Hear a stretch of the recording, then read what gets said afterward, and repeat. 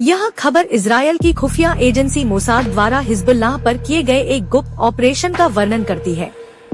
इसका उद्देश्य था हिजबुल्लाह के आतंकी नेटवर्क में सेंध लगाना और उन्हें बिना किसी बड़े सैन्य हस्तक्षेप के नुकसान पहुंचाना।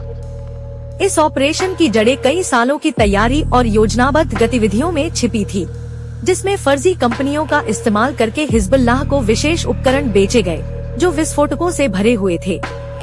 मुख्य बिंदु एक, शेल कंपनियों का इस्तेमाल। मोसाद ने हिजबुल्लाह को धोखा देने के लिए कई शेल कंपनियों की स्थापना की। इनमें से एक कंपनी, जिसे हिजबुल्लाह ताइवान की समझ रही थी, असल में इजरायली थी। इन कंपनियों ने हिजबुल्लाह को पेजर और वॉकी टॉकी जैसे उपकरण बेचे, जिनमें PETN विस्फोटक भरे हुए थे। 2 विस्फोटकों का इस्तेमाल।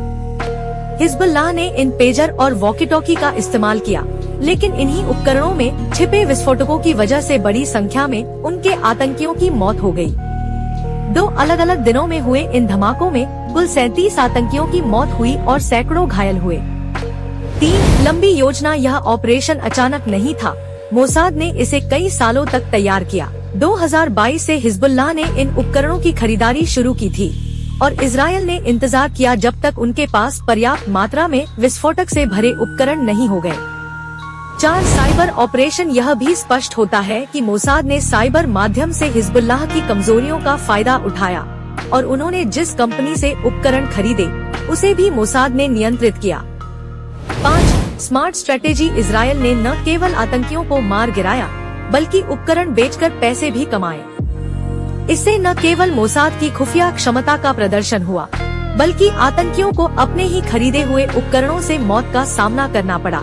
निष्कर्ष, मोसाद ने अत्यधिक सावधानी और धैर्य से हिजबुल्लाह के खिलाफ यह ऑपरेशन चलाया, जिसमें सीधे सैन्य हस्तक्षेप की बजाय एक साइबर और शेल कंपनियों के नेटवर्क का उपयोग किया गया। यह ऑपरेशन मोसाद की रणनीतिक चतुराई को दर्शाता है, जो बहुत ही प्रभावी साबित हुआ, क्योंकि इसमें इजरायल को बिना किसी बड़े नुकसान के हिजबुल्लाह के आतंकियों को हानि पहुंचाने का मौका मिला।